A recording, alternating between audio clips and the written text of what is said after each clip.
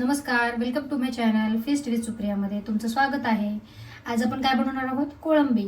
कोळंबी बसून आपण बनवणार आहोत. तुम्ही म्हणाल त्याला कोळंबी बिर्याणी, कोळंबी पुलाव, कोळंबी भात.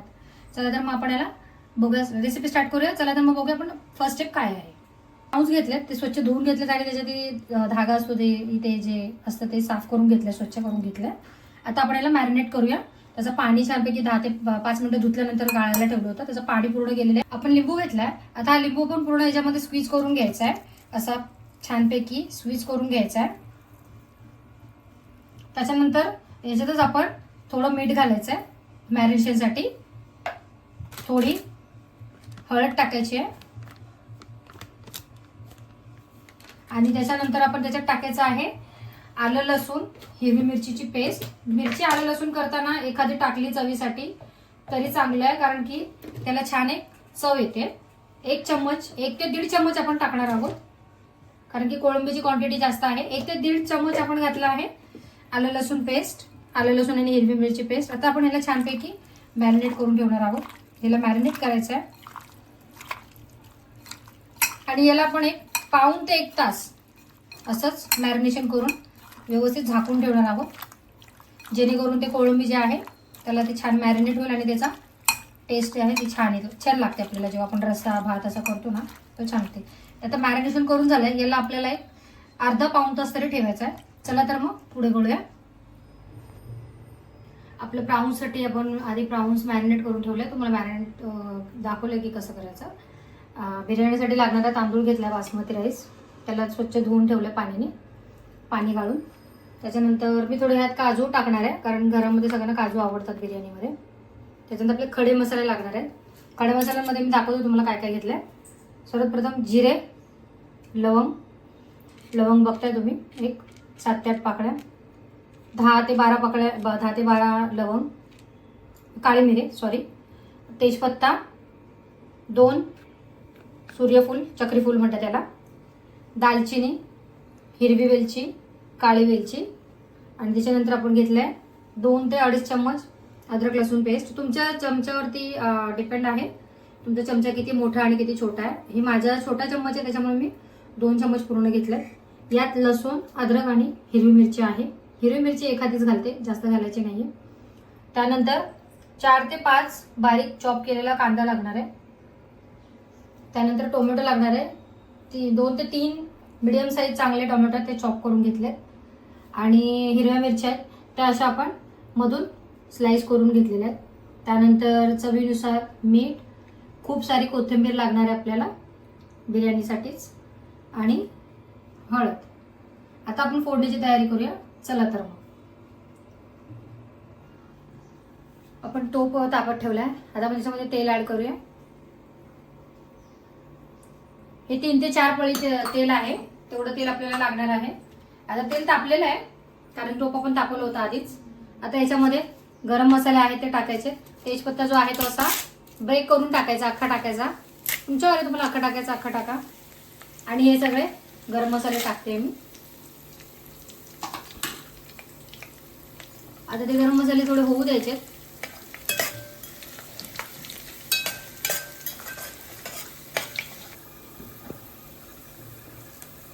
आता आपले गरम मसाले झालेत. आपण हिरव्या मिरच्या घालतो. हिरव्या मिरच्या परतून घेतल्या. त्याच्याशिवाय ती तिखटाची टेस्ट येणार नाही, कारण तिखटसाठी मी अजून काही मसाले ऍड करणार नाहीये. त्याच्यामुळे हिरव्या मिरच्या छान परतून घ्यायच्यात. आता आपण बारीक चिरलेला कांदा घेतो. 4 ते 5 कांदे पण बारीक चिरून घेतले. आता हे आपण छानपैकी मऊ करून घ्यायचे, थोडं गोल्डन ब्राऊन करून घ्यायचे. बघता तुम्ही, छान आपला कांदा जो आहे गोल्डन ब्राऊन झालाय, म्हणजे मऊ झालाय छानपैकी. थोडं ट्रान्सल्युजनच ठेवलंय आपण त्याला. आता आपण जी अद्रक लसूणची पेस्ट बोलतो ना, ती आता ह्या वेळेस कांद्याचा कलर चेंज झाला की आपण ऍड करणार आहोत. आणि तिला एक मिक्स करून घ्यायचं चांगलं, म्हणजे परतून त्याचा जो कच्चापणा असतो तो जाईपर्यंत त्याला आपण सोटे करून घ्यायचं. त्याचा कच्चापणा जो आहे तो गेला पाहिजे. आता तुम्ही बघताय अद्रक लसूणची पेस्ट आहे ना, ती छानपैकी आपली परतून झाली आहे बघा. तिचा पण छान सुगंध दरवळतोय. ती झाल्यानंतर ना, तिचा जो कच्चापणा असतो तो गेल्यानंतर त्याचा छान सुगंध येतोय ते शिजल्यानंतर. आता आपण कांदा लसूण आणि अद्रक लसूण हे सगळं पेस्ट जे आहे ती चांगली परतून घेतली. आता आपण इकडे टोमॅटो ॲड करतोय आणि आता ही टोमॅटो ॲड केल्यानंतर लगेचच तुम्हाला माहिती आहे थोडं मीठ घालून घ्यायचं आहे आणि हे छानपैकी आता परतून घ्यायचं आहे आणि त्याला स्लो गॅसवरती म्हणजे मंद आचेवरती याला एक 10 मिनिटं तरी ठेवायचं आहे, जोपर्यंत टोमॅटो कांदा एकजीव होत नाही आणि टोमॅटो आपला मऊ होत नाही तोपर्यंत. आता आपण इथे ना कोथिंबीर ॲड करणार आहोत. कोथिंबीर ह्या वेळेस आपण टाकली ना तर छानपैकी टेस्ट आणि एक सुगंध आणि फ्लेवर येतो. कोथिंबीर तुम्ही ह्या वेळेस नक्की ॲड करा जेव्हा कांदा टोमॅटो छानपैकी मऊ झाल्यानंतर. आता कोथिंबीर मिक्स करून घेतली आहे. आपण काजू टाकणार आहोत. ते पण छानपैकी आपण परतून घेतले आणि आता आपण टाकणार आहोत कोळंबी. कोळंबीची साईज बघितताय तुम्ही, मोठी आहे. आता हे छानपैकी ना परतून घ्यायचं आहे आणि परतल्यानंतर एक 5 ते 10 मिनिटं याला झाकण लावून स्लो गॅसवरती मंद आचेवरती याला होऊ द्यायचं. एक 5 ते 10 मिनिट,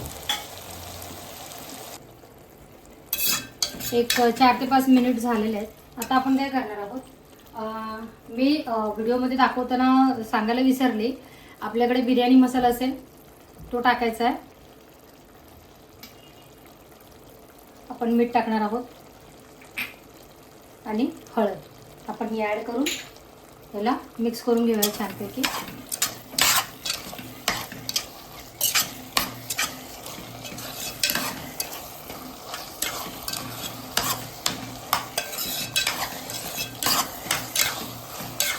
तर बघता तुम्ही टेक्स्चर चेंज झालं आहे हळद आणि गरम मसाला मीठ टाकल्यानंतर.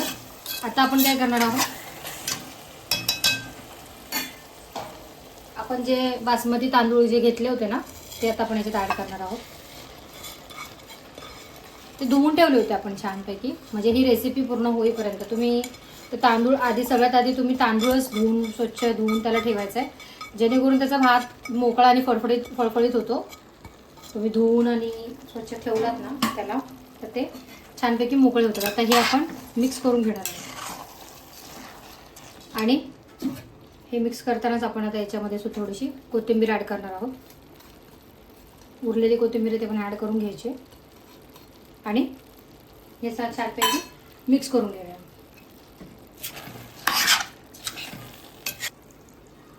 हे बघा पाणी छान आहे ना, गरम झालं आहे. आता हे पाणी आपण याच्यात ॲड करणार आहोत. गरम पाणी आहे.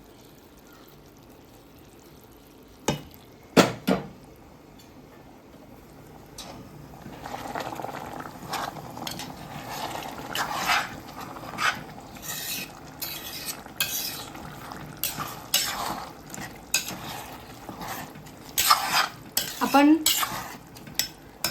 अर्धा किलोला थोडेसे कमी तांदूळ घेतलेत. अर्धा किलो कोळंबी आहे, तर त्या हिशोबाने आपण एक मोठा ग्लास जो आहे माझ्याकडे तो दाखवते तुम्हाला मी, तेवढं पण पाणी गरम करून ॲड करणार आहोत. तो माझा अर्धा लिटरचा ग्लास आहे पाण्याचा, त्याचा मापच आहे ते, तर ते मी पूर्ण घेते त्याच्यामुळे त्याचा अंदाज एक आहे मला. तुम्ही त्या हिशोबाने पाणी घ्यायचं. जर तुम्ही अर्धा किलो तांदूळ घेताय तर तुम्हाला जवळजवळ 1 ते अर्धा पाऊण पाणी लागेल. आता हे आपण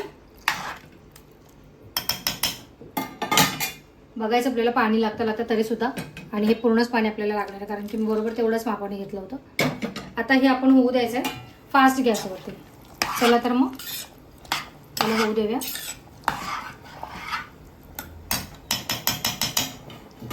जास्त पाणी ॲड करायचं नाही आहे. बघा तुम्ही भाताला दम लावायला लागणार ना की एवढंच पाणी टाकायचं आहे बघा, नाही तर भात चिकट होणार.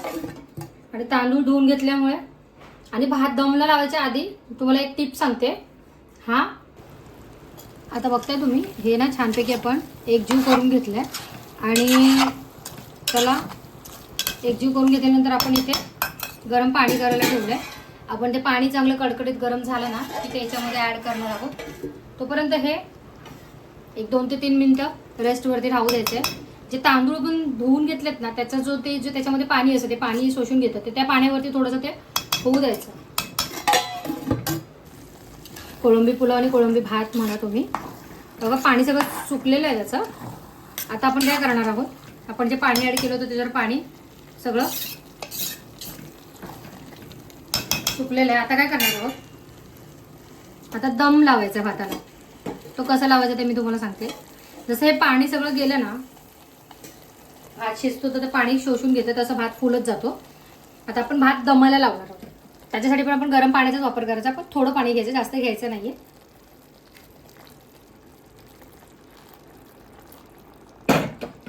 आता आपण हे मिक्स करून घ्यायचं. आपण तांदूळ भिजवले होते म्हणून ते पटकन शिजतात, त्याला जास्त वेळ लागत नाही. आता हे छानपैकी आपण मिक्स करून घेतलंय, ढवळून घेतलंय खालून वरून पूर्ण. आता ह्याला आपण छानपैकी 10 मिनिटे दम देणार आहोत.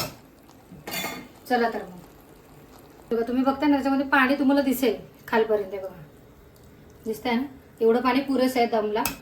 आता आपण याला झाकून ठेवूया आणि आपण इथे तवा तापत ठेवायचा आहे. तवा छानपैकी कडकडीत भाजून गरम करून घ्यायचा आहे. आता तुम्ही म्हणाल ताई तवा काळा आहे आणि तवाचा अवतार असा काय, तो फक्त माझा असा दम बिर्याणी किंवा दम चिकन जेव्हा मी बनवते तो त्याला फक्त मी त्याच्या पुरताच वापर करते, अदरवाईज त्याचा वापर काहीच नाहीये. तर प्लीज ते इग्नोर करा, तवा इग्नोर करा. आता आपण तवा तापलाय, त्याच्यावरती टोप ठेवायचा आणि स्लो करायचा आहे गॅस. आणि आता एक 10 मिनिटं तो दमवरती भात होऊ द्यायचा आहे. गॅस बंद करूया. एक 10 ते 15 मिनिटं झालेत आपण दमला लावली होती पुलाव किंवा कोळंबी भात. आता आपण खोलून बघूया. तोपर्यंत त्याला हलवायचं नसतं आणि त्याला पाहायचं नसतंय. बघा तुम्ही बघताय दानाने दाना कसा फळफळून छानपैकी निघलाय. कोळंबी पण छान शिजली आहे आणि कोळंबी भात म्हणा कोळंबी पुलाव थोडा छान झाला. हे बघा तुम्हाला दाखवते मी, सुंदर. आणि खाली लागला पण नाहीये त्याशिवाय. हे बघा बघताय. आता आपण याला सर्व करून घेऊया. आजची रेसिपी तुम्हाला आवडली असेल तर नक्की माझ्या चॅनलला लाईक, शेअर, सबस्क्राईब आणि कमेंट करा. मस्त खा, स्वस्त राहा. थँक्यू.